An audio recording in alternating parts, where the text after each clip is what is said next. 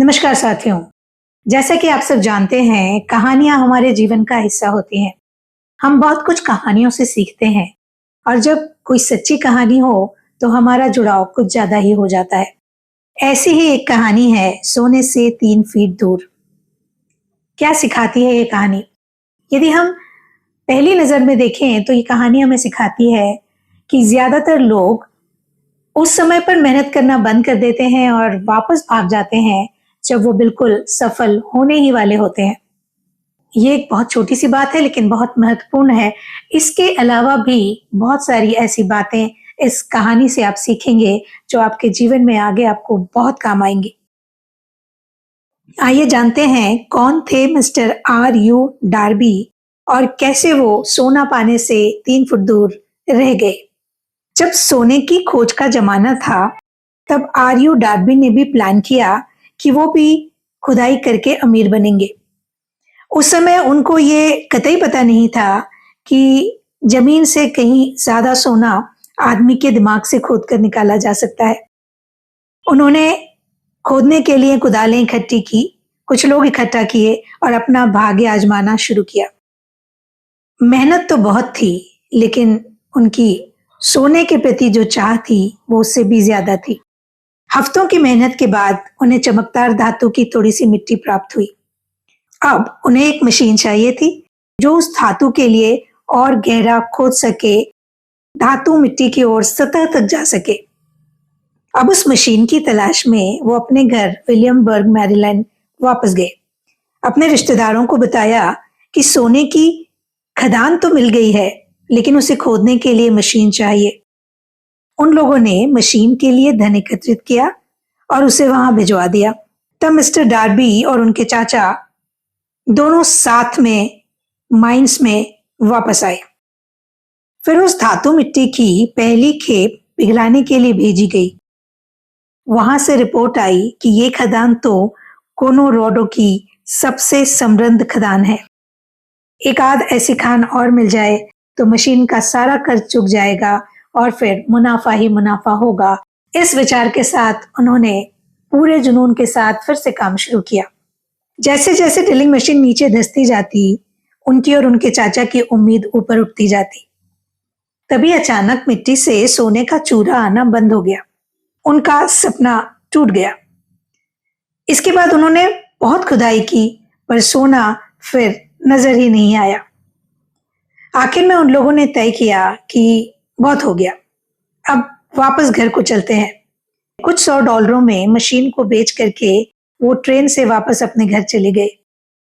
Machine को खरीदने वाला एक फालतू सा इंसान था और जैसे सामान्यतया कहा जाता है कि फालतू लोग मूर्ख ही होते हैं, पर ये फालतू इंसान मूर्ख नहीं था। उसने माइनिंग के इंजीनियर को बुलाकर कुछ गणना करवाई।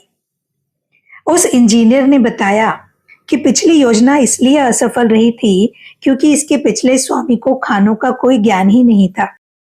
उस इंजीनियर की गणना के अनुसार मिस्टर डार्बी और उनके चाचा यदि सिर्फ 3 फुट और खुदाई करते तो उन्हें खूब सोना मिलता। अब उस व्यक्ति को वहां पे बहुत सारा सोना प्राप्त हुआ। उसने उसे लाखों डॉलरों में बेचा, सिर्फ इसलिए क्योंकि उसने सही विशेषज्ञ से राय ली थी। बहुत बाद में मिस्टर डार्बी ने भी अपनी इच्छा शक्ति से कई गुना कमाई की। हालांकि ये उसे तब समझ में आया जब वो जीवन बीमा के बिजनेस में आ गया। धीरे धीरे करके उसने अपना ऋण पूरा चुका दिया क्योंकि उसने सोने की खदान में मशीन को ले जाने, मशीन को खरीदने और बाकी कामों के लिए अपने रिश्तेदारों से बहुत सारा धन उधार लिया था। जब उसे मालूम पड़ा कि बहुत सारा सोना प्राप्त करने से वो सिर्फ 3 फीट दूर रह गया, तब उसे बहुत बुरा लगा।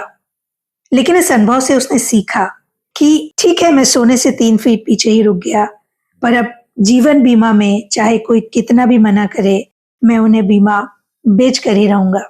बाद में डार्बी का नाम उन खास 50 लोगों के समूह में शामिल हुआ जो साल भर में कम से कम $10 लाख का बीमा बेच लेते थे। उस समय ये बहुत बड़ी रकम होती थी।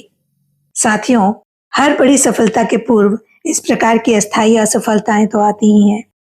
जब भी मनुष्य पर हार का भूत हावी होता है तो उसका पहला कदम होता है भागो, और ज्यादातर लोग ऐसा ही करते हैं। अब सवाल ये है कि आपका लक्ष्य क्या है और क्या आपको पता है कि आप अपने लक्ष्य से कितने दूर हैं? कहीं आप भी भागने की तैयारी तो नहीं कर रहे? मत कीजिए। अपने लक्ष्य पर डटे रहिए, पूरे जुनून से काम करिए। किया गया काम कभी व्यर्थ नहीं जाता, उसके परिणाम जरूर मिलते हैं। जीवन में मिले कड़े अनुभवों की सीख से डार्बी को एक सही पाठ मिला कि मना करने का मतलब हमेशा नो नहीं होता। एक दिन दोपहर में वो अपने चाचा को एक पुरानी मिल में गेहूं पीसने में मदद कर रहा था। चाचा का एक बड़ा खेत था जिसमें कई आध बटाई वाले लोग रहते थे। उसी समय दरवाजा खुला कि एक श्याम वर्ण की लड़की वहां आई और चुपचाप दरवाजे के पास बैठ गई। उनके चाचा ने उस लड़की से बड़ी रुखाई से पूछा, तुम्हें क्या चाहिए? उसने धीमे से कहा, मेरी माँ ने कहा है कि 50 सेंट उसे दे दे। चाचा ने चिल्लाकर जवाब दिया, मैं कुछ नहीं दूंगा, वापस घर जाओ। लेकिन वो लड़की अपनी जगह से हिली भी नहीं। चाचा अपने काम में मगन हो गया। उसने ये नहीं देखा कि वो लड़की वहां से गई नहीं है। अचानक चाचा की नजर वापस उस लड़की पर पड़ी। वो फिर चिल्लाकर बोला, तुम्हें कहा था ना मैं कुछ नहीं दूंगा, अब जाओ, नहीं तो मैं तुम्हारी पिटाई करूंगा। लड़की ने जवाब दिया, ठीक है, पर वो अपनी जगह से हिली नहीं। अब चाचा को गुस्सा आया।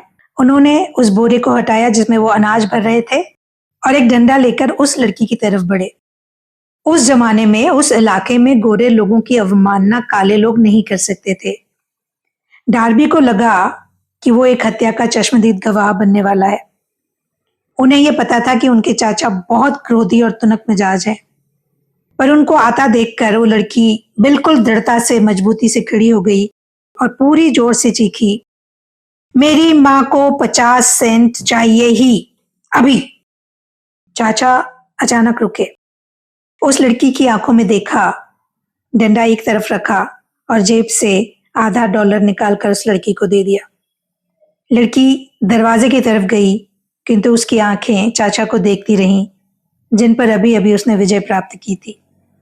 जब वो चली गई तो चाचा 10 मिनट तक खिड़की के बाहर देखता रहा। डार्बी भी इस घटना के बारे में सोच रहा था कि एक काली लड़की की गोरे वयस्क व्यक्ति पर विजय का पहला नजारा ऐसा होता है क्या? उसने फिर सोचा कि ये लड़की ऐसा कैसे कर पाई। चाचा को क्या हुआ कि उन्होंने अपना खूंखारपन छोड़कर उस लड़की को पैसे दे दिए? उस लड़की में ऐसी कौन सी शक्ति थी जो उन पर हावी हो सकी? ऐसे ही कई सवाल डार्बी के मन में उठ रहे थे, जिनका जवाब उसे तब मिला जब ये पूरी कथा उन्होंने नेपोलियन को सुनाई। नेपोलियन हिल ने अपनी किताब में लिखा है कि मैं भी इस घटना के बाद 25 वर्षों तक उस शक्ति की समीक्षा करता रहा जिसने एक कमजोर, बिना पढ़ी लिखी श्याम वर्णी लड़की को एक संपन्न गौर वर्ण के वयस्क पर विजय दिलवा दी। जब वो पुराने मिल के पास खड़े हुए थे तब डार्बी ने नेपोलियन हिल से पूछा, आपका क्या ख्याल है, वो ऐसी कौन सी ताकत थी जिसने मेरे चाचा को इस प्रकार पराजित कर दिया था? आप भी उस शक्ति के बारे में जरूर जानना चाहते होंगे। इस सीरीज के आगे के वीडियोस में आपको उस शक्ति के बारे में धीरे धीरे बताया जाएगा, पूरी तरह समझाया भी जाएगा और कई बार उस शक्ति का एहसास आपको भी होगा। शर्त सिर्फ इतनी सी है कि जब भी आपको लगे कि ये बहुत काम की बात है जो मेरे दिल तक जा रही है, तुरंत उसे नोट करें और उस पर काम करना शुरू करें। इस सीरीज के अगले वीडियो में आपसे फिर मुलाकात होगी। तब तक के लिए अपना ख्याल रखिएगा।